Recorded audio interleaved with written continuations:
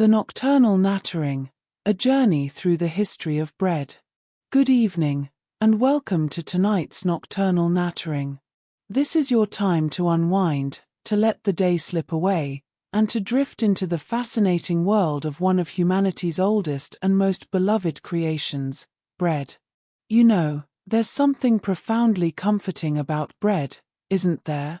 The smell of it baking, the sound of a crust cracking as you tear into a fresh loaf, the simple pleasure of warm bread with butter melting into it. Bread is perhaps the most universal of all foods. Nearly every culture that has had access to grain has developed its own relationship with bread, its own techniques, its own sacred and mundane rituals around this most basic of staples. Tonight, we're going to trace the story of bread across continents and millennia, from the first accidental loaves baked in ancient hearths to the sourdough starters lovingly tended in modern kitchens. We'll explore how bread has been currency and communion, how it started revolutions and sustained empires. Along the way, I'll share curious tales, unexpected connections, and recipes that have shaped civilizations.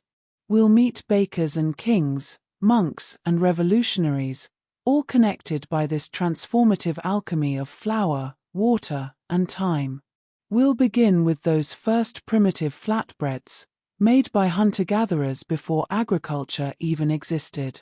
We'll visit the bakeries of ancient Egypt, where workers building the pyramids were paid in loaves.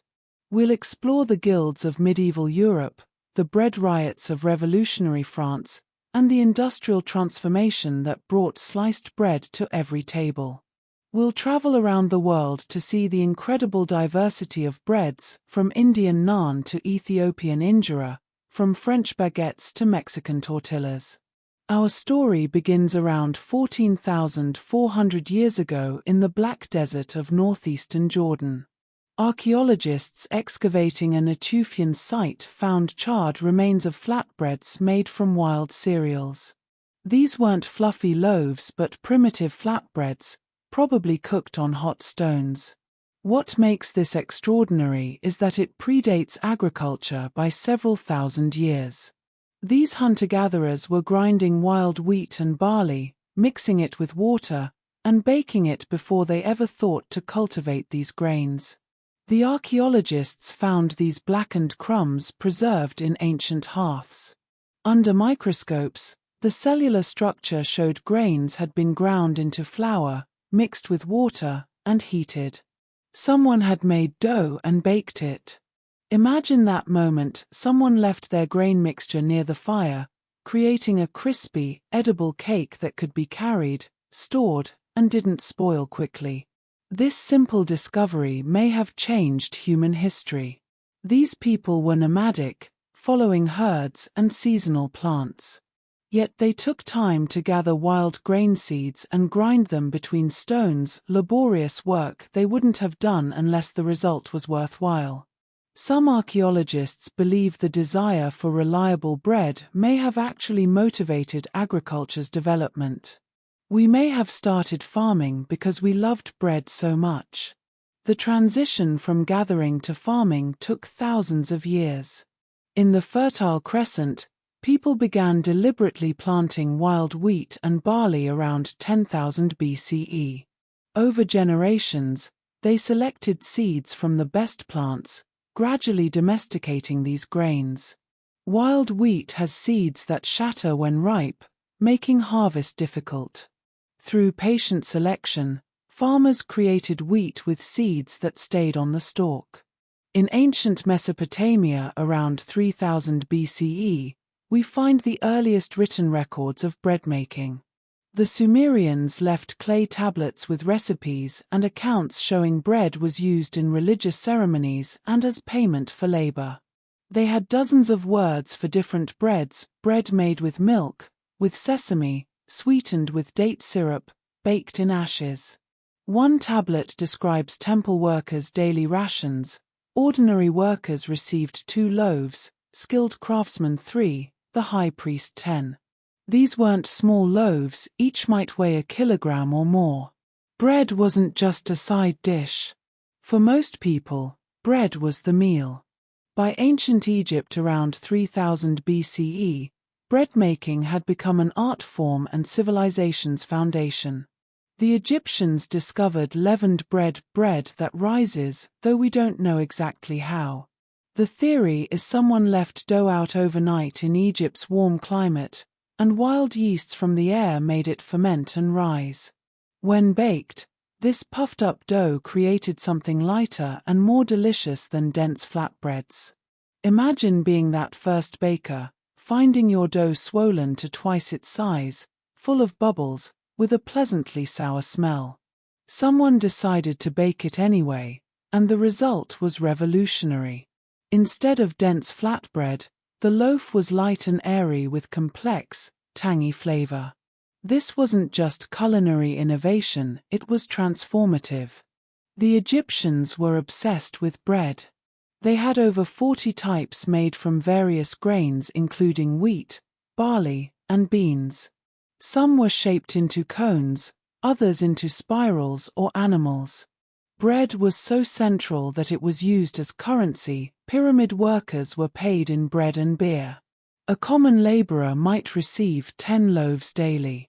There's a tomb painting from Saqqara, around 2400 BCE, showing a bakery in operation. Workers grind grain, knead dough, and tend ovens. But here's the human detail. One worker is clearly goofing off, drinking beer while his supervisor isn't looking, and another gestures at him to get back to work. These moments preserved in stone for 4,400 years remind us people have always been people. Egyptian bread-making was sophisticated. They had different flour grades sieved to varying fineness. The finest white flour was for the pharaoh and wealthy. They made sweetbreads with honey, dates, and figures. Some were enriched with milk or eggs, others flavored with coriander or anise. But here's a grim detail. When archaeologists examined mummies, many had severely worn teeth, often ground to the pulp. Why? Their bread was full of sand and grit. Desert wind blew sand into dough during preparation, and stone mills shed particles into the flour. Every bite of bread that sustained these people was slowly grinding away their teeth. By middle age, many had exposed tooth pulp, causing infections and constant pain. Even pharaohs suffered dental problems. Life in the ancient world involved chronic pain we can scarcely imagine. The Egyptians developed closed ovens, beehive-shaped structures made of clay that maintained consistent temperatures. This basic design is still used worldwide, from tandoors in India to wood-fired pizza ovens in Naples. A design so effective it hasn't needed fundamental changes in 5,000 years. Moving to ancient Greece around 400 BCE, we find bread had become so sophisticated that professional bakers formed guilds and wealthy citizens employed personal bakers. The Greeks developed over 70 bread types, each with specific purposes. There was artos, everyday bread, plakos, sweet flatbread with cheese and honey, streptychios, twisted bread brushed with oil. They developed more efficient mills using rotating stones turned by slaves or animals. They discovered that saving dough from one day's baking and adding it to the next made bread rise more reliably, an early sourdough starter, though they didn't understand why. There was bread for soldiers, athletes, religious ceremonies, and daily meals. The poet Athenaeus wrote about a baker named Therion who created bread so fine and white it was served only to the wealthy. This bread required flour sifted multiple times through fine cloth, making it astronomically expensive. A single loaf might cost a worker's daily wages. This distinction between white bread for the rich and dark bread for the poor would persist for thousands of years. White bread required more labor, making it expensive and thus a status symbol. The poor ate dark bread not because it was healthier, though it was, but because it was all they could afford. The Greeks gave us early detailed recipes. One describes kribenai, take fine wheat flour, mix with milk and olive oil, add salt, let it rise until doubled, shape into rounds, and bake until golden. This 2,000-year-old recipe would produce perfectly edible bread today. The basic principles haven't changed, we just have better ovens and more consistent ingredients. When Rome rose to power, they took Greek traditions and industrialized them. By 100 BCE, Rome had professional bakers' guilds regulated by law. The government established a bakers' college to train bakers, maintain standards, and ensure Rome's bread supply remained stable. Rome, at its height, had over 1 million inhabitants. Feeding this enormous urban population was unprecedented. The Romans built massive public ovens and established the annona, the world's first grain dole. Initially providing subsidized grain, by Augustus's time it provided free baked bread to Roman citizens. At its peak, the annona distributed bread to over 300,000 people daily. Imagine the scale: grain ships from Egypt, massive warehouses storing thousands of tons, mills grinding continuously, hundreds of bakeries producing tens of thousands of loaves daily. This was industrial-scale food production 2,000 years before the Industrial Revolution. The phrase bread and circuses, panem et circenses, comes from satirist Juvenal around 100 CE, criticizing how rulers kept the population content with free food and entertainment rather than meaningful participation. Roman emperors understood that a well-fed population was less likely to revolt. The bread was called ponis quadratus, square bread, named for the cross scored on top dividing it into 4 sections. Archaeologists found actual carbonized loaves preserved in Pompeii's ash from 79 CE. These 2,000-year-old loaves look remarkably like rustic breads baked today, some still bearing the baker's stamp. Roman soldiers carried grain rations they'd grind and bake themselves. Each legion had mobile mills and ovens. A recipe from Apicius describes buccellatum, twice-baked bread similar to biscotti. These rock-hard biscuits lasted months, ideal for campaigns. Soldiers softened them in wine, water, or oil before eating. In 21 CE, a grain shortage caused bread prices to skyrocket. Emperor Tiberius forced bakers to sell at a loss, subsidizing the difference from imperial treasury. He banned grain use for anything but bread making. Bread came first because Tiberius knew Rome without bread would tear itself apart. Roman mills were technological marvels. The complex at Barbegal in southern France had 16 water wheels that could grind enough grain to feed 40,000 people, industrial-scale milling 15 centuries before the Industrial Revolution. As Christianity spread, bread took on profound religious significance. The Eucharist made bread not just food but sacred. The Great Schism of 1054, splitting Christianity into Catholic and Orthodox branches, partly involved disagreement about whether communion bread should be leavened or unleavened. People cared deeply about bread. Monasteries became bread-making centers throughout the Middle Ages. Monks ate bread 3 times daily and fed travelers and pilgrims. They developed sourdough starters maintained for generations. The Abbey of Saint Wandrille in France maintained its starter from the 7th century until the French Revolution, over 1,000 years. When the monastery was dissolved, a monk fled with the starter hidden in his robes. That starter survives today, 13 centuries old. Think about that, the same living culture producing bread for a millennium. Monks in the 8th, 12th, and 16th centuries were connected through this living chain, baking the same bread their predecessors made centuries before. Monks pioneered using beer balm, foam from fermenting beer, as leavening. Monasteries brewed beer for drinking and sale. They discovered this foam was full of active yeast and made bread rise faster than sourdough alone, creating lighter loaves. In medieval Europe, bread literally was the plate you ate from. Trenchers were thick slices of stale bread used as edible plates. You'd pile food on them, and they'd soak up juices and sauces. After meals, especially among the wealthy, used trenchers were collected and given to the poor, an early food redistribution, though it speaks to stark inequalities that the poor ate leftover, gravy-soaked bread trenchers. Bread quality marked social status clearly. Nobility ate manchet, white bread from finest wheat flour sifted multiple times. A single loaf might require flour sifted 7 or 8 times. The middle classes ate cheat bread from wheat flour sifted once or twice.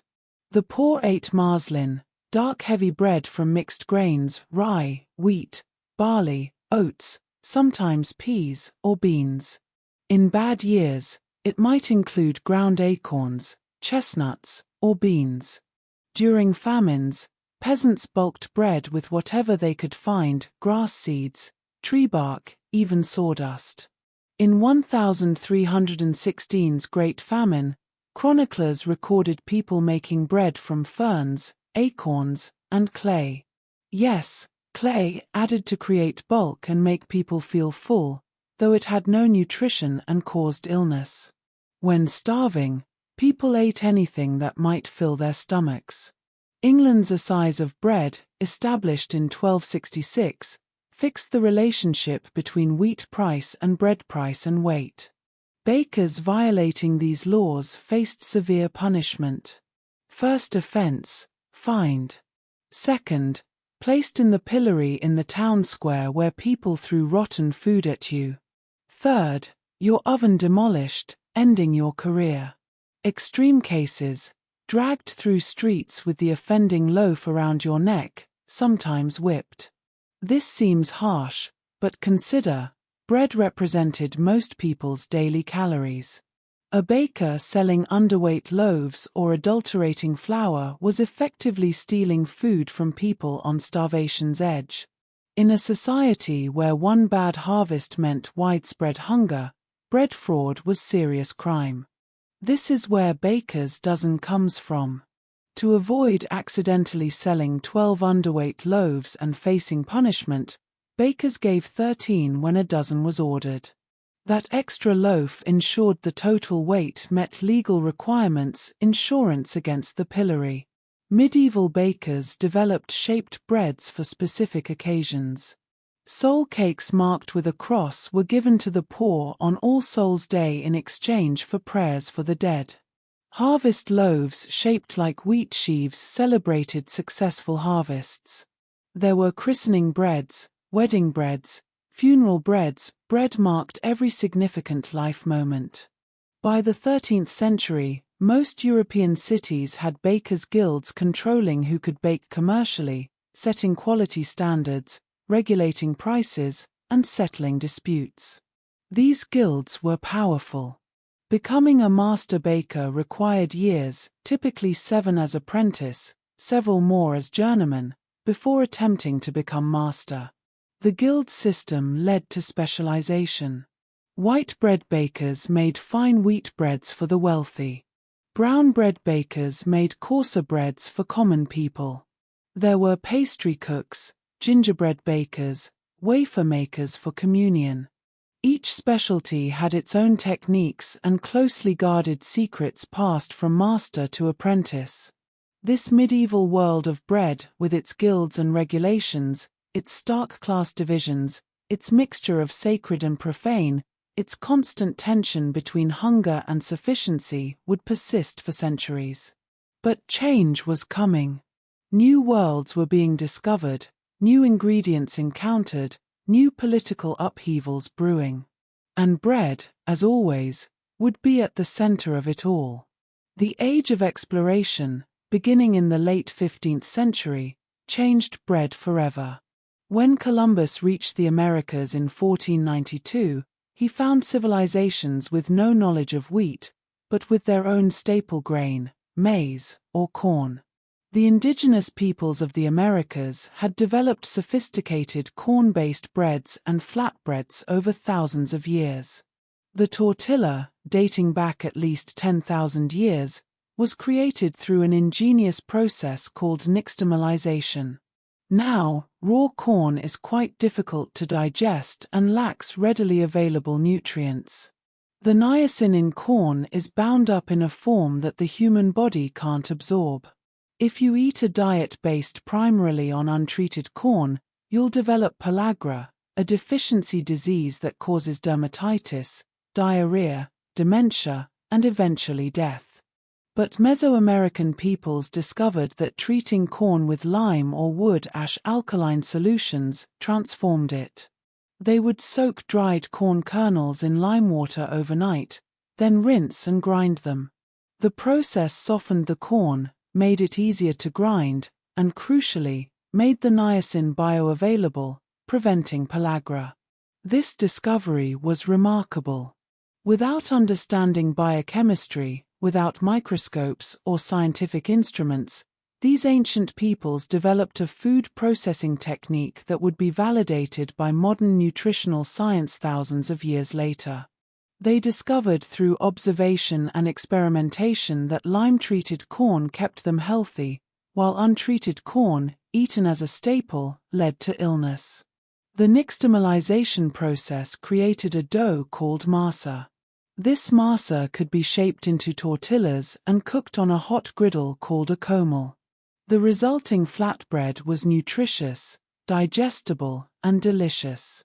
It became the foundation of Mesoamerican cuisine, as fundamental to life there as wheat bread was to Europe. When Europeans arrived, they initially didn't understand nixtamalization. They took corn back to Europe and tried to use it like wheat, making it into porridge or simple breads without the alkali treatment. In regions where corn became a dietary staple, particularly in Italy and in parts of the American South, pellagra became epidemic. It wasn't until the 20th century that scientists understood why indigenous Americans who ate corn didn't get pellagra, while Europeans who adopted corn often did. The difference was nixtamalization.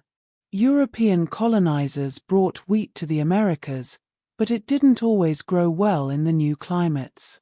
The soft wheat varieties from Europe struggled in the hotter, more humid conditions of much of the Americas. In Mexico, wheat grew in highland areas but not everywhere. In the tropical lowlands, wheat farming was nearly impossible.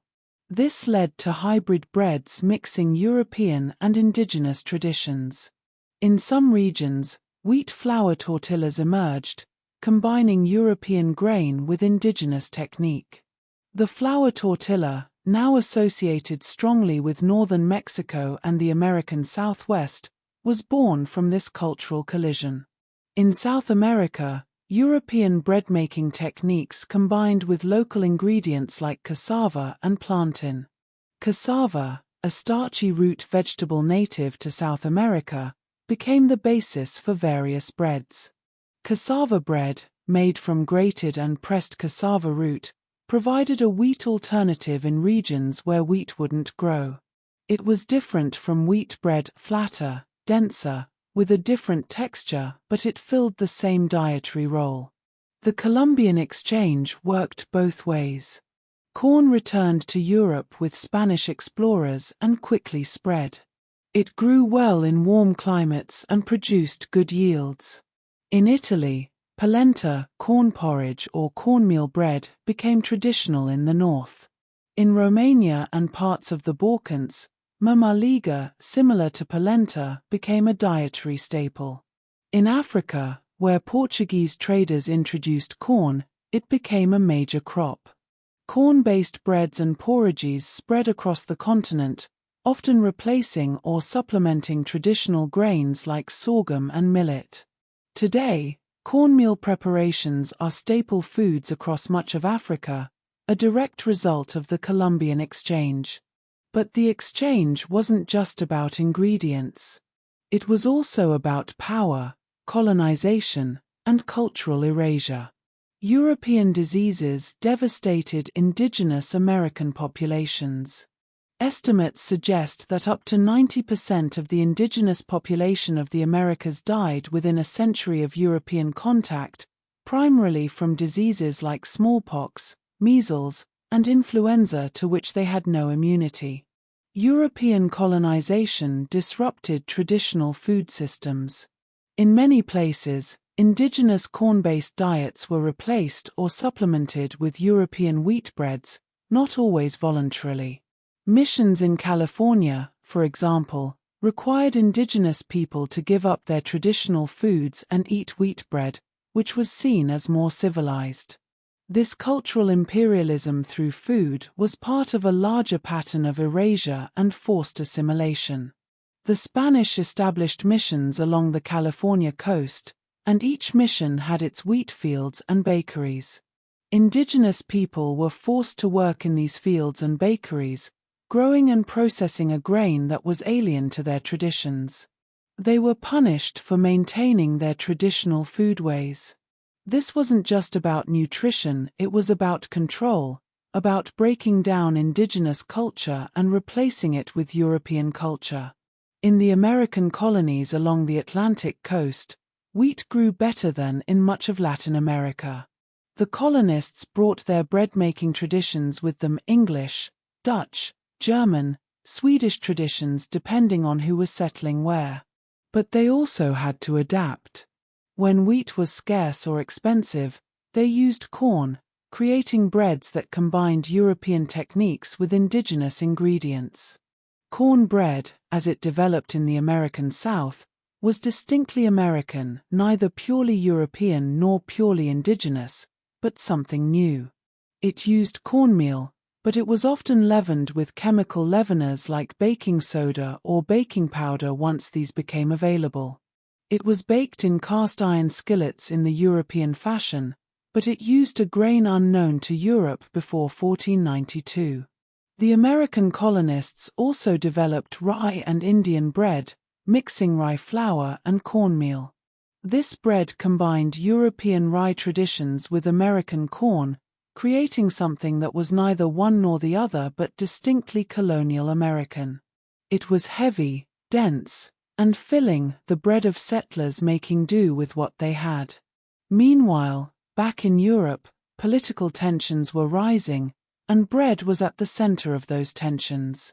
In France, the government strictly controlled the price of bread because it was the primary food for most people. The average French worker in the 1700s spent about half their income on bread. When bread prices rose, everything else had to be cut: clothing, fuel, rent. And when bread prices rose too high, people starved. Or they revolted. In 1775, bread riots broke out across France, the Flour War, when poor harvests drove up prices. Crowds attacked grain convoys, forced bakers to sell bread at reduced prices, and in some cases, looted bakeries. The government sent troops to restore order, but they couldn't make grain grow where it wasn't growing. These riots were suppressed, but the underlying problem remained. Bread was expensive, and people were hungry. These 1775 riots were a precursor to the much larger upheaval to come. The French Revolution of 1789 had many causes: political, social, economic. There were disputes about representation, about taxation, about the structure of society. But the immediate catalyst, the thing that drove people into the streets, was hunger.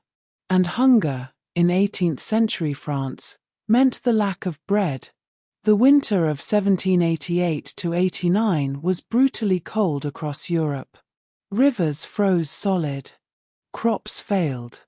The harvest of 1788 had been poor, and the winter destroyed what little had been stored.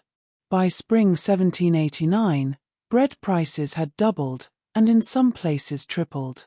For urban workers already spending half their income on bread, this was catastrophic. They were starving. The French Revolution of 1789 had many causes. There were political grievances: the absolute monarchy, the lack of representation, the privileges of the nobility and clergy. There were social grievances, the rigid class structure, the impossibility of social mobility. There were economic grievances, unfair taxation, fiscal crisis, corruption. But hunger was the immediate catalyst. And hunger, in France, meant the lack of affordable bread. Marie Antoinette never actually said let them eat cake, or more accurately, tu ils mangent de la brioche, let them eat brioche. This phrase was attributed to her long after the fact, and it was borrowed from similar apocryphal stories about other royals. Jean-Jacques Rousseau mentioned a similar phrase in his autobiography, written when Marie Antoinette was still a child, attributing it to a great princess. But the phrase was later attached to Marie Antoinette because it captured something true about the revolution. The aristocracy's ignorance of bread prices, and by extension of common people's lives, was fatal. They lived in a different world, a world where bread was not a concern, where hunger was unimaginable. When told that the peasants had no bread, the idea that they might eat brioche, a rich bread made with butter and eggs, seemed reasonable to someone who had never known hunger. The phrase, whether she said it or not, became symbolic of the disconnect between the ruling class and the people they ruled. When Parisian women marched on Versailles in October 1789, it was because bread had become unaffordable. These women, thousands of them, walked the 12 miles from Paris to Versailles in the rain, demanding bread and demanding that the king return to Paris where he could be held accountable. They weren't marching for abstract political principles, they were marching because their children were hungry. They arrived at Versailles, muddy and angry and desperate. They forced their way into the palace. They confronted the king and queen. And they insisted that the royal family return to Paris with them. The king agreed, not out of political wisdom but because he had no choice. The women escorted the royal family back to Paris in what became known as the Women's March on Versailles. It was a turning point in the revolution. The king was now a prisoner of the people, and bread was the reason. The subsequent revolutionary government tried to control bread prices through the maximum, a law setting maximum prices for basic goods including bread. The idea was sound: if bread was too expensive, people starved and rioted. So fix the price and problem solved. But price controls without increased supply just led to shortages and black markets. Bakers couldn't afford to bake bread at the mandated prices when grain was expensive, so they didn't. Or they baked less, or they baked lower quality bread. The bread lines grew longer. People waited for hours for bread that often ran out before everyone was served. The revolutionary government had overthrown the monarchy partly over bread, but they couldn't solve the bread problem any better than the kings had. Napoleon, when he came to power after the chaos of the revolution, understood the political importance of bread. One of his priorities was ensuring Paris had reliable bread supplies. He established strategic grain reserves, improved the distribution system, and kept close watch on bread prices. "I fear 3 newspapers more than 1,000 bayonets," he supposedly said, recognizing the power of public opinion. But he could have said he feared hunger more than foreign armies. A hungry Paris was a revolutionary Paris, and Napoleon had seen where revolution led. The French would go on to perfect the baguette, though not until the 1800s. One popular story claims that Napoleon commissioned the long, thin shape so that soldiers could carry bread down their trouser legs. This is almost certainly false. It's too good a story, which usually means it's not true. The more likely explanation involves ovens and labor laws. The baguette, as we know it, really took shape after a French law in 1919 prohibited bakers from working before 4 a.m. Bakers needed a bread shape that would bake quickly enough to have fresh loaves ready for breakfast. The baguette, with its high surface area to volume ratio, baked in about 20 minutes, much faster than round loaves which could take an hour. By the 1920s and 30s, the baguette had become the standard French bread. But here's something many people don't know: the classic Parisian baguette, with its thin, crispy crust and open, irregular crumb, is actually a relatively recent invention. Traditional French bread was denser, made with sourdough, and had a thicker crust. The light, airy baguette we think of as quintessentially French is largely a post-World War II phenomenon, made possible by commercial yeast, industrial milling, and changing tastes. The Industrial Revolution, beginning in the late 18th century but accelerating through the 19th, transformed bread-making from an art into a science. In 1834, the Swiss mill engineer Jacob Sulzberger invented the roller mill, which could produce much finer, whiter flour than traditional stone mills. The roller mill used a series of grooved metal rollers that progressively reduced wheat kernels to flour, with sieves between each stage to separate the flour from the bran. This was revolutionary. Stone mills ground everything together: endosperm, bran, germ, and required extensive sifting to produce white flour. Roller mills could separate the parts of the grain mechanically, producing pure white flour efficiently. This technology democratized white bread. For thousands of years, white bread had been a luxury available only to the wealthy because producing fine flour was so labor-intensive.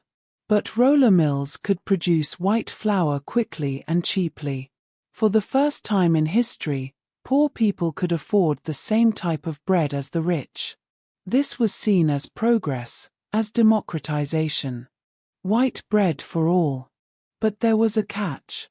In Victorian England, some bakers adulterated their flour to make it even whiter, adding substances like chalk, plaster of Paris, alum, and in some horrifying cases, even arsenic or lead compounds. Why would they do this?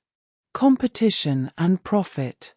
Customers wanted the whitest possible bread, equating whiteness with quality and purity. Unscrupulous bakers would add these adulterants to make their bread appear whiter than their competitors, or to cut costs by mixing cheaper materials into expensive flour. Alum, an aluminium compound, was particularly common. It made bread whiter and helped it stay fresh longer. It also caused digestive problems and potentially more serious health issues with long-term consumption. But customers couldn't tell just by looking at the bread. White bread looked pure, clean, desirable even when it was literally poisoned. In 1855, the Lancet Medical Journal published the results of an investigation by chemist Frederick Ackham, showing that most bread in London contained harmful additives. Ackham had bought bread from various bakeries and analyzed them. He found alum in nearly all of them, chalk in many, and various other adulterants. The ensuing scandal shocked Victorian society. Parliament held hearings. Newspapers ran exposés. The public was outraged. Bread, the staff of life, the foundation of the diet, was being poisoned for profit. This led to the Food Adulteration Act of 1860, one of the first food safety laws in the world. For the first time, selling adulterated food was explicitly illegal, with penalties including fines and imprisonment. But enforcement was difficult. Inspectors were few. Testing was expensive. Many bakers continued to adulterate their flour, gambling that they wouldn't be caught. It would take decades before food adulteration was effectively controlled. The 1800s also saw the development of commercial yeast. Before this, bakers relied on sourdough starters or beer balm, which were temperamental and required careful maintenance. Sourdough starters needed to be fed regularly, kept at the right temperature, and even then, they sometimes died or became contaminated. Beer balm was only available when beer was being brewed and had a short shelf life. In 1868, the Fleischmann brothers, Charles and Maximilian, began mass-producing reliable compressed yeast in the United States. They had emigrated from Austria-Hungary, bringing knowledge of European yeast production techniques. Their factory in Cincinnati produced standardized yeast cakes that would work consistently, time after time. This consistent, predictable leavening agent made home baking much more reliable. Before commercial yeast, baking bread at home was tricky. You needed to maintain a sourdough starter or have access to beer balm. Timing was uncertain, your bread might rise beautifully, or it might not rise at all. But with commercial yeast, anyone could bake bread reliably. You followed the recipe, added the yeast, and your bread would rise. The impact cannot be overstated. Commercial yeast transformed home baking from a skilled craft to something anyone could do. Recipes became standardized: use this much flour, this much water, this amount of yeast. Follow the steps, and you'll get bread. This democratization of baking coincided with the democratization of white flour. Now everyone could make white bread at home. This contributed to the decline of sourdough baking in many places. Why maintain a finicky starter when you could just buy reliable yeast? Why deal with uncertain timing when you could predict exactly when your bread would be ready? Commercial yeast was convenient, reliable, modern. Sourdough seemed old-fashioned, unpredictable, unnecessary. In just a few decades, thousands of years of sourdough tradition began to fade.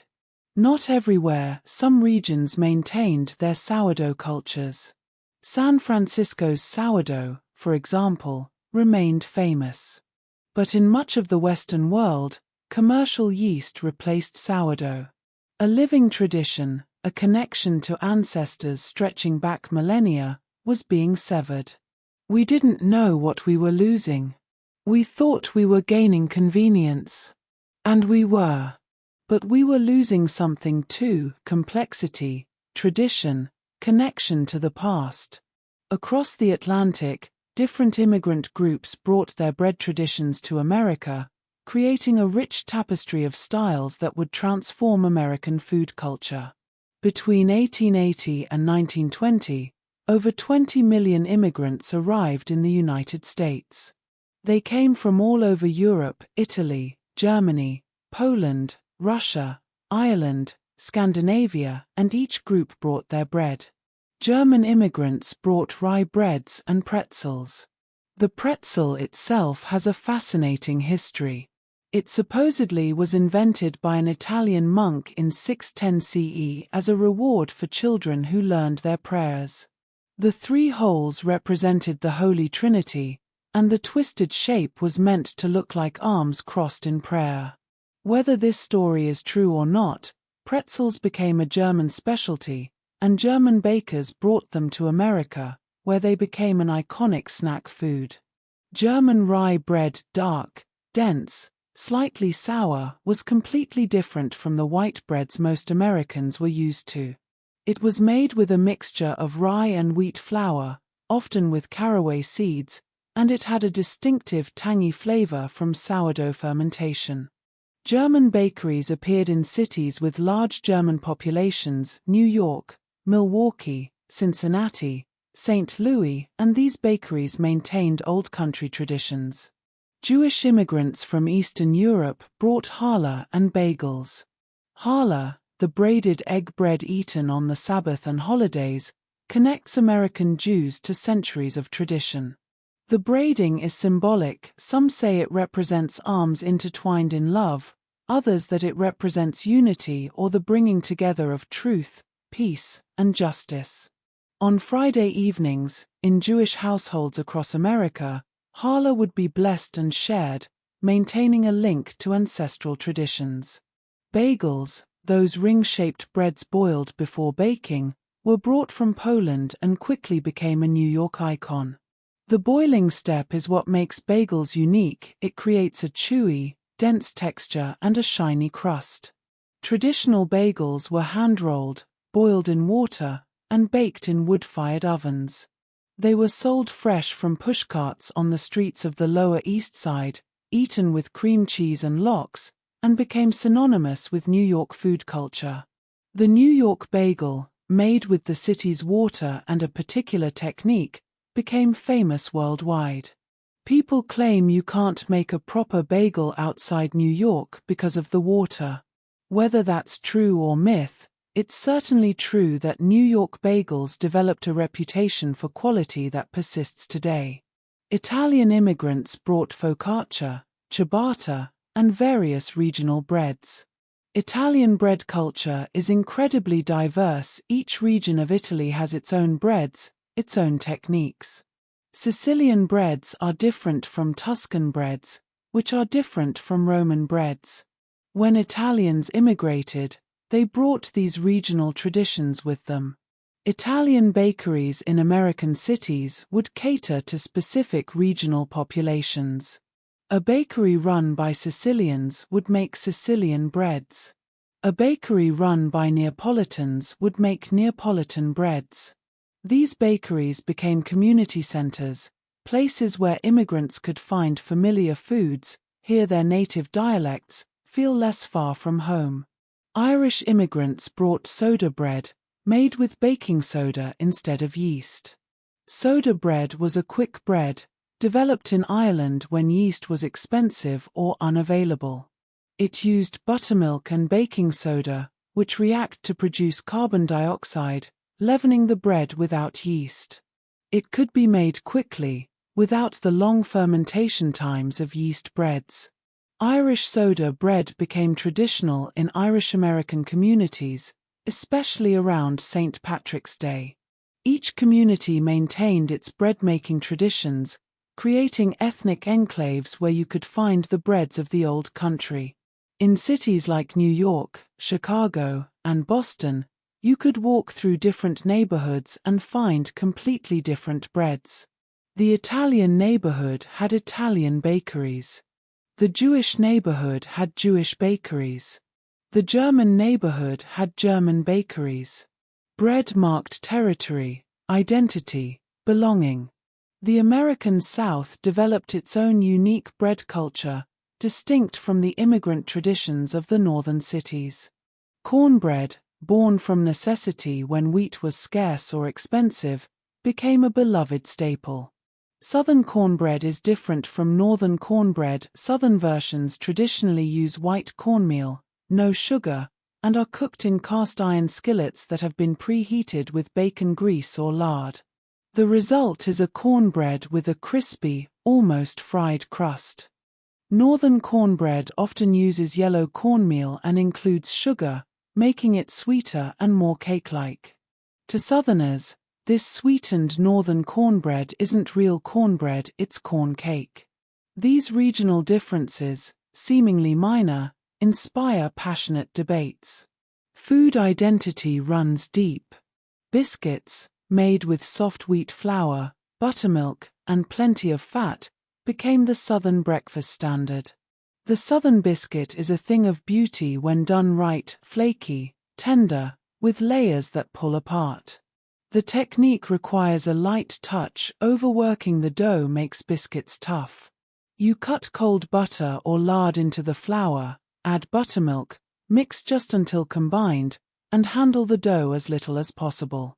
There's a story, possibly apocryphal but wonderful, of a Southern cook during the Civil War who kept Union soldiers at bay by standing in her kitchen window and making biscuits. The soldiers, smelling the irresistible aroma, kept delaying their advance, hoping to be invited in for breakfast. Eventually, their commanding officer had to order them to stop loitering near the kitchen and get on with the war. Whether true or not, it speaks to the power of the smell of fresh biscuits. The 20th century brought unprecedented changes to bread making. In 1928, Otto Rohwedder of Iowa invented the bread slicing machine. This may seem trivial now, but it was revolutionary. Before this, every loaf had to be sliced by hand, which was time-consuming and resulted in uneven slices. Roweda's machine could slice a loaf evenly and quickly. The first sliced bread was sold on July 7, 1928, in Chillicothe, Missouri, under the brand name Clean Made. The advertisement read, "The greatest forward step in the baking industry since bread was wrapped." This phrase would become immortalized in the expression "the best thing since sliced bread." It was literally used to market new inventions as being as revolutionary as sliced bread. Consumers loved it. Sales skyrocketed. Within a few years, sliced bread had become standard. It was more convenient, you didn't have to slice it yourself. The slices were uniform, perfect for sandwiches and toast.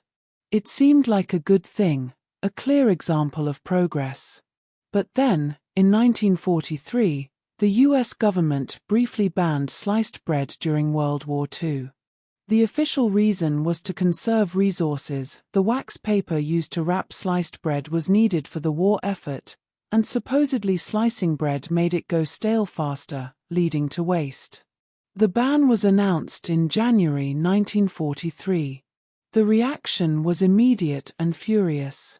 Americans had quickly become unwilling to slice their own bread again. Housewives wrote furious letters to newspapers. One woman in New York said she thought it was a joke when she first heard it. Another said her husband refused to eat unsliced bread, claiming he couldn't slice it properly. The New York Times ran an editorial noting that the men in the Army and Navy are no more anxious to come home than American housewives are to see the return of sliced bread. The ban was lifted in March 1943, having lasted only 2 months and having accomplished little except annoying millions of Americans.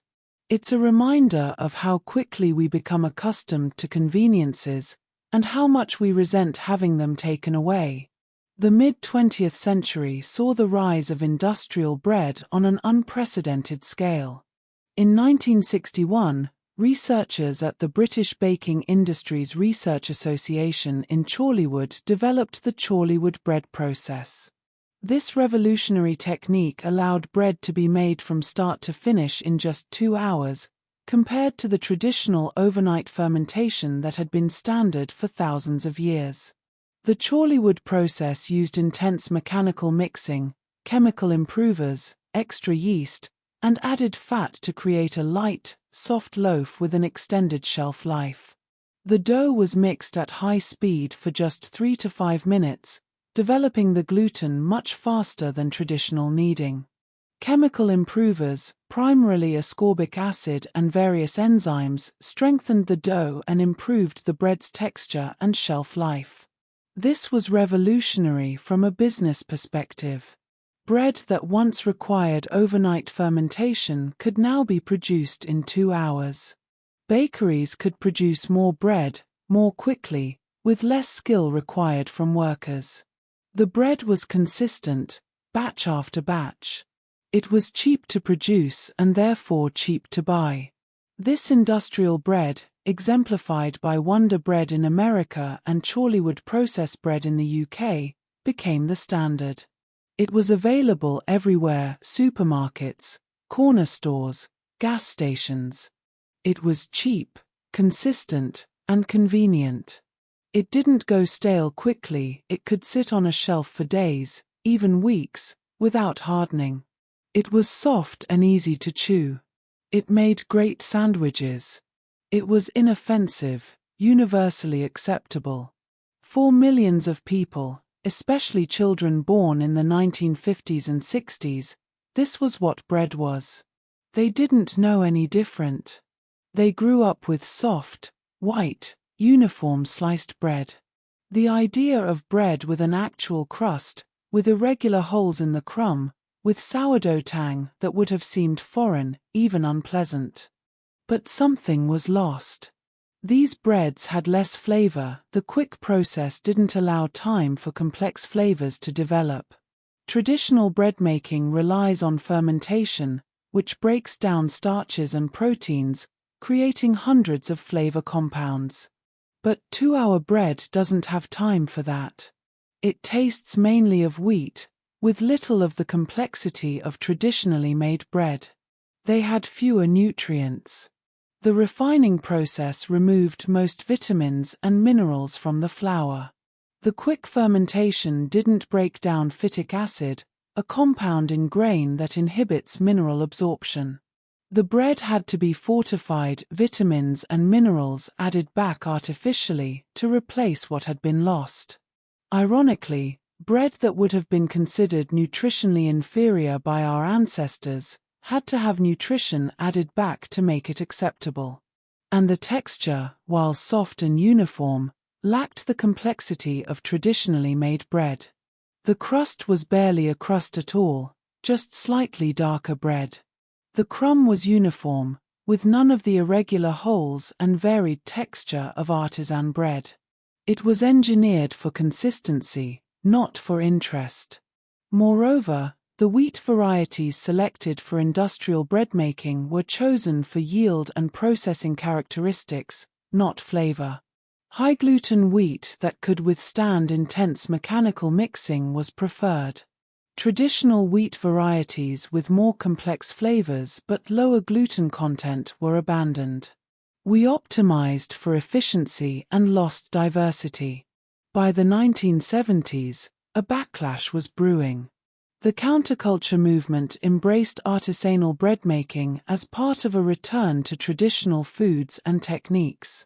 Commune dwellers and back-to-the-landers started baking their own bread, grinding their own flour, maintaining sourdough starters. This was partly practical. Homemade bread was cheaper than store-bought, but it was also ideological. Industrial bread represented everything the counterculture rejected: mass production, artificiality, corporate control, loss of tradition.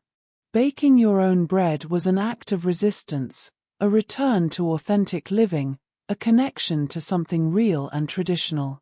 Books like Edward S. Brown's Tasajara Bread Book, 1970, and Laurel Robertson's Laurel's Kitchen, 1976, taught a new generation how to bake bread from scratch. These books emphasized whole grains, natural leavening, traditional techniques. They explained the process in detail, not just recipes, but the why behind the how. They taught readers to understand bread, not just follow instructions. And they connected bread making to larger values: sustainability, health, simplicity, tradition. Small bakeries began reviving old techniques. In Berkeley, California, Alice Waters opened Chez Panisse in 1971, emphasizing traditional foods and artisan bread. The restaurant became famous, and its emphasis on quality ingredients and traditional techniques influenced a generation of chefs and bakers. Steve Sullivan, who baked bread for Chez Panisse, opened Acme Bread Company in 1983, reviving traditional French bread-making techniques. He used natural sourdough starters, long fermentation times, and high-quality flour. His breads had thick, crispy crusts and complex, open crumb structures. They were the opposite of industrial bread: irregular, unpredictable, full of character. In San Francisco, the Tartine Bakery, founded in 2002 by Chad Robertson and Elizabeth Pruitt, became famous for their naturally leavened breads made with long fermentation. Robertson's book, Tartine Bread, became a Bible for home bakers, teaching traditional sourdough techniques to a new generation. These bakers rejected industrial methods. They used traditional sourdough starters, long fermentation times 18, 24, even 36 hours, and minimal ingredients. They baked in deck ovens or wood-fired ovens, creating breads with thick, blistered crusts and complex, irregular crumb structures. These breads couldn't be mass-produced.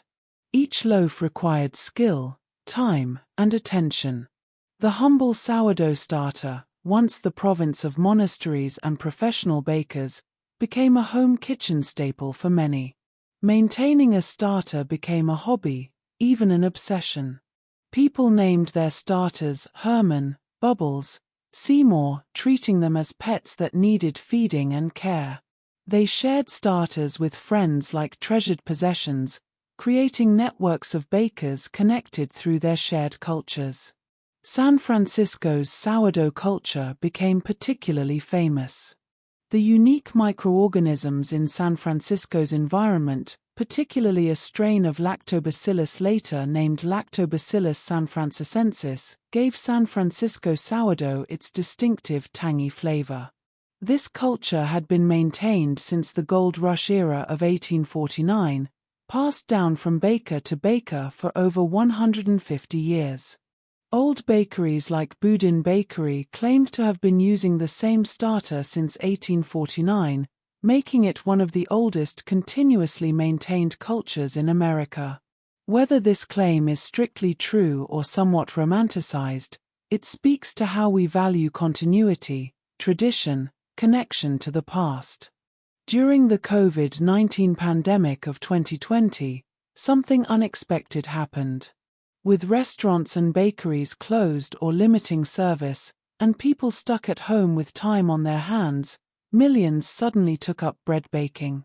Flour and yeast sold out in stores worldwide. Online retailers couldn't keep up with demand. Social media filled with pictures of home-baked sourdough loaves, some successful, many not, but all representing people's desire to create something with their hands during an uncertain time. People named their starters, shared them with friends through socially distanced exchanges, and joined online communities to troubleshoot their bakes. There were daily updates: my starter is bubbling, or my loaf didn't rise, what did I do wrong? Celebrities posted photos of their bread. News outlets ran stories about the bread baking boom. Suddenly, bread baking was everywhere. This pandemic bread baking wasn't just about having bread to eat. You could still buy bread in stores. Grocery stores remained open throughout the pandemic. It was about having something to do, something to nurture, something to create. Tending a sourdough starter, which needs regular feeding and attention, gave people a sense of purpose and routine when daily life had been disrupted. The slow, meditative process of kneading dough, waiting for it to rise, shaping loaves, this was therapeutic. In a time of anxiety and uncertainty, bread making provided structure, creativity, and tangible results. You mixed flour and water, you waited, you baked, and you had bread. Something you'd made, something real, something nourishing. And when you pulled a golden loaf from the oven, crusty and aromatic, something you'd made entirely yourself from the most basic ingredients, there was a sense of accomplishment that many people had been missing. In a time of uncertainty and isolation, when so much felt out of control, you could control this. You could make bread. The pandemic also revealed how quickly supply chains can be disrupted.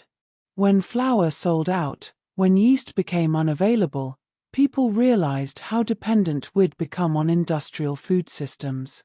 Some people started growing their own wheat, grinding their own flour. Others learned to maintain sourdough starters so they wouldn't need commercial yeast. The pandemic sparked a renewed interest in food self-sufficiency, and bread was at the center of it. As we emerge from the pandemic, many people have continued baking. They discovered that they enjoy it, that homemade bread tastes better than store-bought, that there's satisfaction in the process. The pandemic bread boom may have long-lasting effects on bread culture, connecting a new generation to traditions that had been nearly lost. Let's take a journey around the world to explore the incredible diversity of breads humanity has created. Each region, each culture, has developed its own answer to the question, what do you make with grain? And each answer reflects that region's climate, available ingredients, cooking technology, and cultural values. Let's start in India, where bread culture is extraordinarily diverse and sophisticated. The tandoor oven produces naan, a flatbread that's slapped against the inside walls of a clay oven where it bakes at incredibly high temperatures, often exceeding 480 degrees Celsius or 900 degrees Fahrenheit. Watching a skilled tandoor baker work is mesmerizing. They take a piece of dough, stretch it into an oval or teardrop shape, and then barehanded reach into this intensely hot oven and slap the dough onto the wall. The dough sticks to the hot clay. It bakes in just a few minutes, developing those characteristic charred bubbles and blisters. Then the baker reaches in again, often with a long hook, peels the bread off the wall, and pulls it out. The whole process takes minutes. But naan is just one of dozens of Indian breads. There's roti, a simple whole wheat flatbread cooked on a flat griddle called a tawa. Roti is everyday bread, the bread millions of Indians eat daily with their meals. It's cooked quickly on a hot griddle, puffing up with air, creating a soft, tender flatbread. Paratha is a layered flatbread made by folding butter or ghee into the dough, creating flaky layers like pastry. The technique is similar to making croissants or puff pastry. You fold fat into the dough, creating many thin layers that separate during cooking.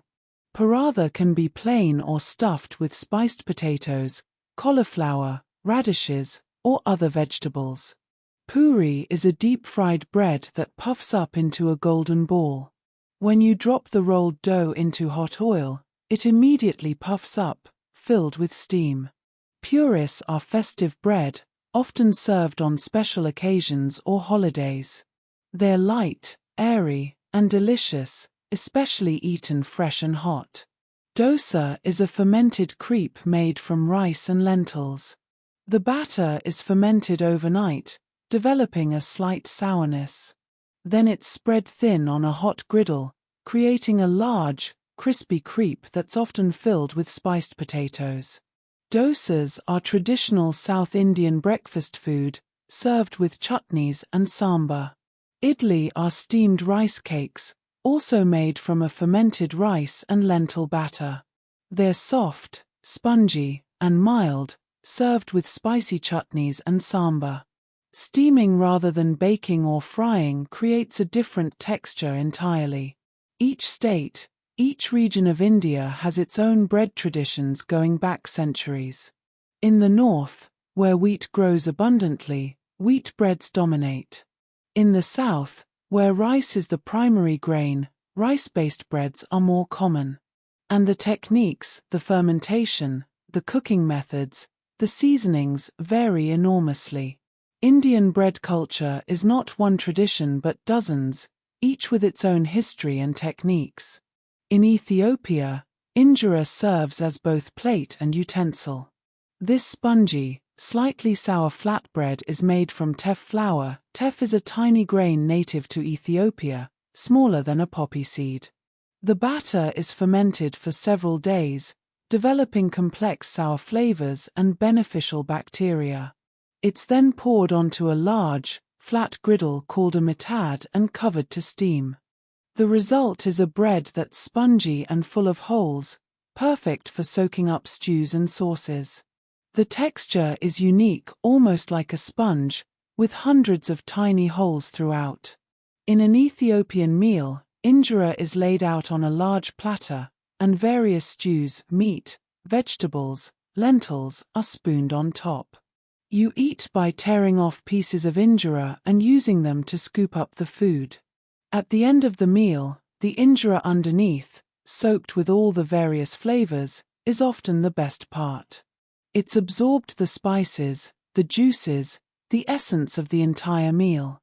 This bread has been central to Ethiopian culture for thousands of years, and the technique of making it has been passed down through generations. The fermentation process is crucial. Without it, injera wouldn't have its characteristic texture and tang. In the Middle East, pita bread has been baked for at least 4,000 years. The pocket that forms when the bread puffs up in a hot oven creates a natural container for falafel, shawarma, or salads. That pocket forms because the dough is rolled thin and baked at very high heat. The outside sets quickly while the inside generates steam, which inflates the bread like a balloon. When it cools, you have a perfect pocket. The bread can be split open and stuffed, or torn into pieces and used to scoop food. It's everyday bread across the Middle East, eaten at every meal. Fresh pitta, still warm from the oven, is a simple pleasure, soft, slightly chewy, with a subtle wheat flavor. But the Middle East has many other breads. Lavash, from Armenia, is paper-thin and can be rolled or folded. It's traditionally baked in a tonia, a clay oven similar to a tandoor.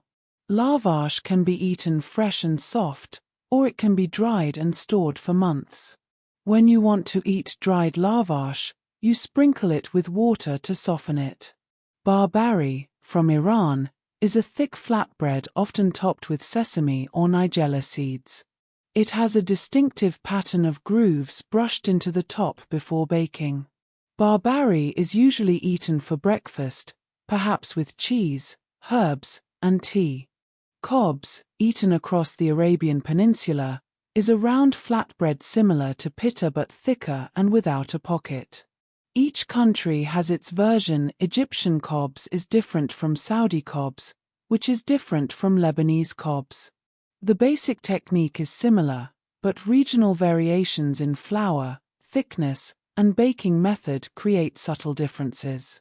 Manakish is a Lebanese flatbread topped with za'atar, a blend of herbs and sesame, and olive oil, or with cheese, or with ground meat. It's eaten for breakfast or as a snack, often folded in half and eaten on the go. In Iran, there's sangak bread baked on hot stones, giving it a distinctive dimpled surface. The name means little stones in Persian. The dough is stretched long and placed directly on hot pebbles in the oven. The stones leave their impression on the bread and create an uneven, textured bottom crust. Each of these Middle Eastern breads reflects the region's history. The Middle East is where agriculture began, where wheat was first domesticated, where leavened bread was likely invented. Bread making here goes back to the very beginnings of civilization. Modern Middle Eastern breads connect to techniques developed thousands of years ago. In Central Asia, the Silk Road's influence created unique breads that blend influences from China, the Middle East, India, and Russia. Uzbek naan is baked in clay ovens and decorated with beautiful stamped patterns before baking. These patterns aren't just decorative, they help the bread cook evenly by allowing steam to escape, and they identify which baker made it. Each family, each bakery has its own pattern, passed down through generations. The tool used to stamp the pattern, called a chekic, is often an heirloom. Traditional naan is made with a thick edge and a thin center, and the center is stamped with the chekic before baking. Bread was so important on the Silk Road that cities along the route became famous for their breads. Samarkand bread, for example, was renowned across Central Asia. Travelers would carry Samarkand bread with them because it stayed fresh for weeks. There are stories of people traveling from Samarkand to Bukhara, several days' journey, with nothing but Samarkand bread and tea, the bread staying fresh and edible the entire journey. The bread's keeping quality came partly from the baking technique, baked until very dry with a thick, hard crust, and partly from the low humidity of the desert climate. In the dry air of Central Asia, properly baked bread could last for weeks without molding. In Scandinavia, dark, dense rye breads sustained people through long winters. Rye grows better than wheat in cold climates, so Scandinavian peoples developed rich rye bread traditions. These breads are hearty, substantial, with a distinctive sour flavor from sourdough fermentation.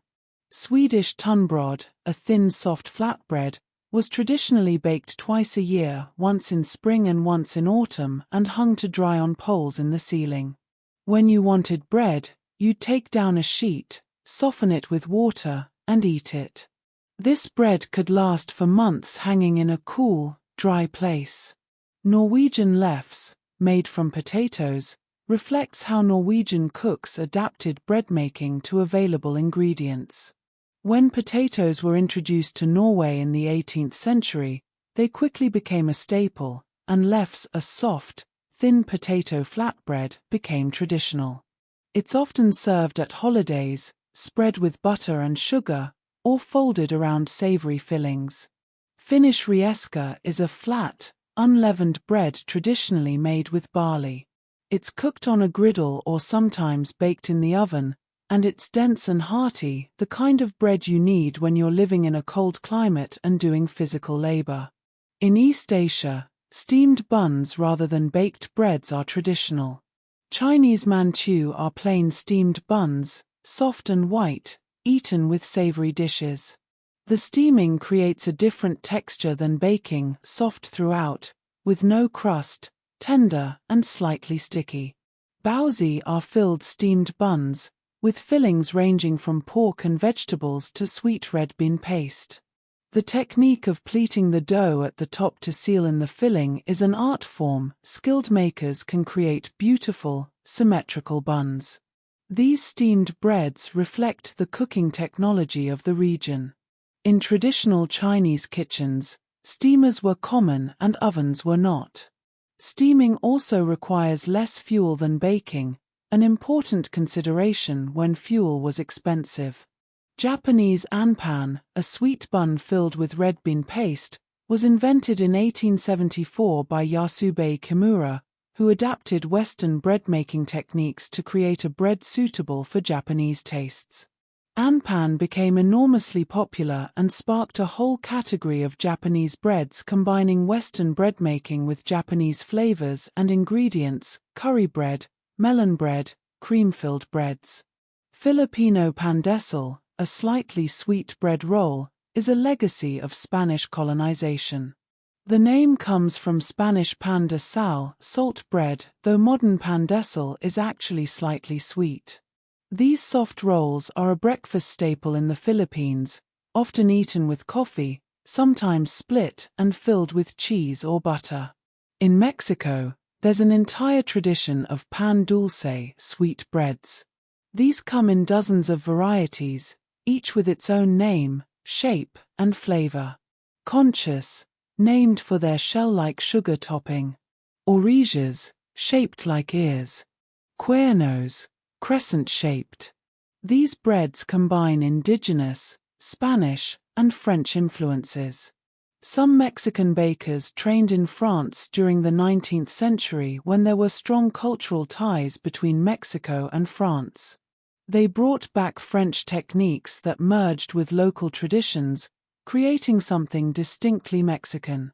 A proper panaderia, Mexican bakery, will have dozens of different breads, and part of the fun is trying different ones.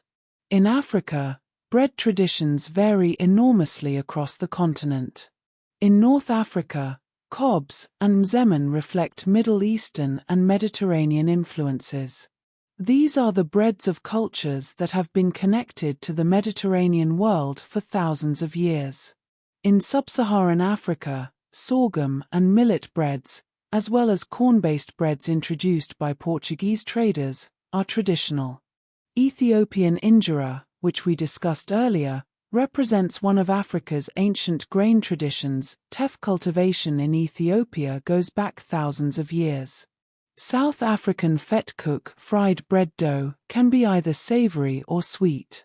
Filled with curried mince, it's popular street food. Dusted with cinnamon sugar, it's a dessert. This bread reflects Dutch influence from the colonial period, adapted with local ingredients and tastes. Each of these breads tells a story of climate, of available ingredients, of cultural exchange, of colonization and resistance, of adaptation and innovation. Bread is never just bread. It's history you can eat. It's culture made tangible. It's tradition passed down through generations.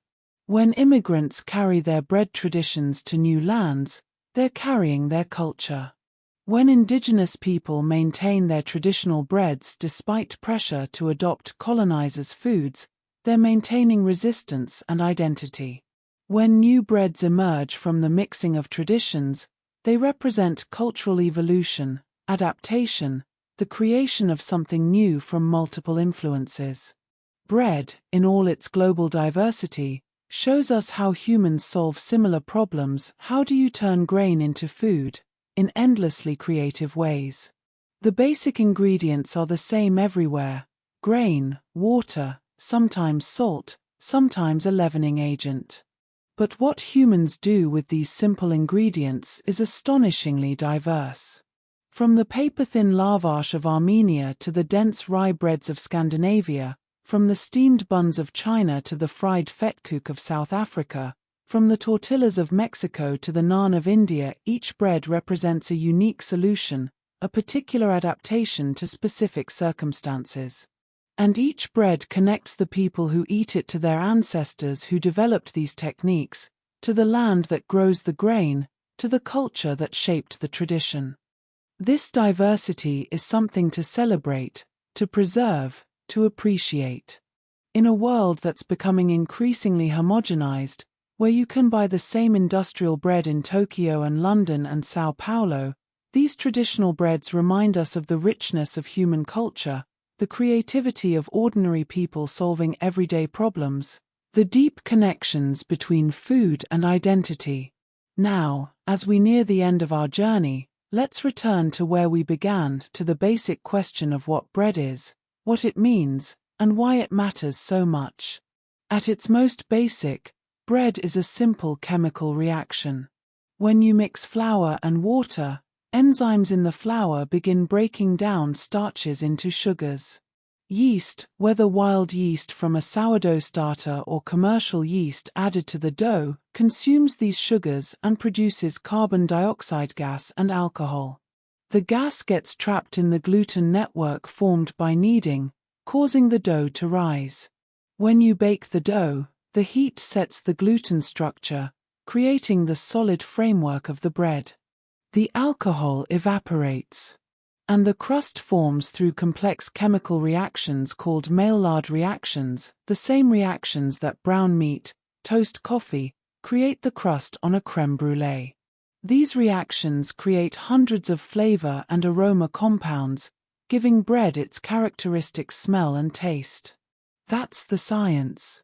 It's elegant, it's fascinating, and understanding it can make you a better baker. But bread is so much more than chemistry. The same flour, water, salt, and yeast can produce completely different breads depending on the water used, the temperature, the fermentation time, the way the dough is shaped, the oven temperature, even the weather on the day you're baking. Two bakers using identical recipes can produce breads that taste different, feel different, look different. Because bread making is as much art as science. It requires intuition, experience, the ability to read your dough and understand what it needs. Some days your dough will be lively and energetic. Other days it will be sluggish and slow. Learning to work with these variations, rather than fighting them, is part of becoming a skilled baker. There's a concept in bread making called terroir, borrowed from winemaking. It refers to how the specific conditions of a place, the climate, the soil, the water, the local microorganisms affect the final product. San Francisco sourdough tastes the way it does partly because of the specific microorganisms living in San Francisco's environment. A sourdough starter from Paris will produce a different bread than one from San Francisco, even if you use the same technique and the same flour. This means that bread connects us to place in a fundamental way. When you eat a traditional bread from a particular region, you're tasting that place, its water, its wheat, its climate, its history. This is why immigrants maintain their bread traditions so fiercely. Bread is connection to home. It's memory made edible. It's cultural identity preserved and passed down. What strikes me most, reflecting on this long history we've explored tonight, is how bread connects us across time and cultures. The person grinding grain on stones 14,000 years ago in Jordan, the Egyptian baker paying pyramid workers in loaves, the medieval monk carefully maintaining a sourdough starter, the French revolutionary demanding affordable bread, the immigrant bringing family recipes to a new world, the pandemic baker nurturing a starter through lockdown, all participants in the same fundamental human activity. Bread has been currency and communion, politics and art. It's been the difference between survival and starvation, between revolution and stability, between home and exile. It's been used to mark celebrations, seal agreements, and comfort the bereaved. Every culture that has had access to grain has developed its own bread traditions, its own techniques, its own stories. And perhaps that's the most remarkable thing about bread, it's simultaneously universal and intensely personal. The chemical process that makes dough rise is the same whether you're in Paris or Mumbai, Cairo or Sao Paulo. But the bread itself, the specific grains, the water, the technique, the oven, the hands that shape it makes each loaf unique, a product of its place and its maker. In our modern world of convenience foods and instant gratification, there's something deeply satisfying about making bread. It requires patience, you can't rush fermentation. You can't force dough to rise faster than it wants to. It requires attention, you must learn to read your dough, to know when it's properly kneaded, adequately risen, perfectly baked. And it connects us to thousands of generations of bakers before us, all working with the same basic ingredients to create something nourishing and delicious. Making bread is an act of faith. You mix flour and water, add some yeast or starter, and trust that these simple ingredients will transform into something greater than their parts. You wait, you watch, you learn to understand the subtle signs, how the dough feels, how it looks, how it smells. And when you pull a golden loaf from the oven, crusty and aromatic, there's a sense of accomplishment and connection to something ancient and fundamental. Bread teaches patience. It teaches observation. It teaches that good things take time. It teaches that slight variations in technique or ingredients or conditions can produce dramatically different results. It teaches humility, even experienced bakers sometimes produce loaves that don't rise, crusts that burn, crumbs that are too dense. But bread also teaches perseverance. When a loaf fails, you learn from it, adjust, and try again. And when a loaf succeeds, when you slice into it and see that perfect crumb structure, taste that complex flavor developed through long fermentation, share it with people you love, all the patience and practice are worthwhile. The word companion comes from Latin, com meaning with, and ponies meaning bread. A companion is literally someone you share bread with. In breaking bread together, we create community. We share not just food, but fellowship, conversation, and connection. This is why bread features so prominently in religious and cultural ceremonies. It's not just nourishment. It's the foundation of social bonds. So whether you buy your bread or bake it, whether you prefer white or whole wheat, sourdough or rye, soft or crusty, remember that you're part of a story that stretches back to the very beginnings of civilization. Every loaf connects you to that vast human story. Every bite contains thousands of years of accumulated knowledge, tradition, and innovation. And perhaps tomorrow, you'll look at your morning toast a little differently. You'll remember those first primitive flatbreads baked on hot stones. You'll think of Egyptian workers being paid in loaves. You'll recall medieval monks maintaining their starters through centuries. You'll appreciate the immigrants who brought their breads to new lands, maintaining connections to homes they'd left behind. You'll recognize your own pandemic bread baking, if you did it, as part of this long tradition. Or perhaps you'll be inspired to try baking your own loaf. If you do, start simple. Flour, water, salt, and time. Don't worry about perfection. Your first loaves might be dense or lopsided. That's fine. Even the medieval peasants' muslin bread wasn't perfect. But it sustained life. And your bread, imperfect as it might be, connects you to everyone who has ever mixed flour and water and created sustenance. Thank you for spending this time with me tonight, for listening to these tales of grain and ovens, of hunger and revolution, of tradition and innovation. Thank you for sharing this bread journey through time and across continents. May your bread always rise beautifully. May your crust be golden and crispy, your crumb tender and flavorful. May your table never lack for bread, and may you always have companions to share it with. And if you find yourself awake in the small hours, perhaps thinking about bread, perhaps considering starting your own sourdough starter, remember, bakers have been waking early and staying up late for thousands of years. You'll be in good company. Good night, dear listener. Sleep well. And tomorrow, when you have your toast or your sandwich, your naan or your bagel, your baguette or your cornbread, take a moment to appreciate it. Because bread isn't just food. It's history, culture, art, science, and soul, all baked together. Until next time, this has been the Nocturnal Nattering.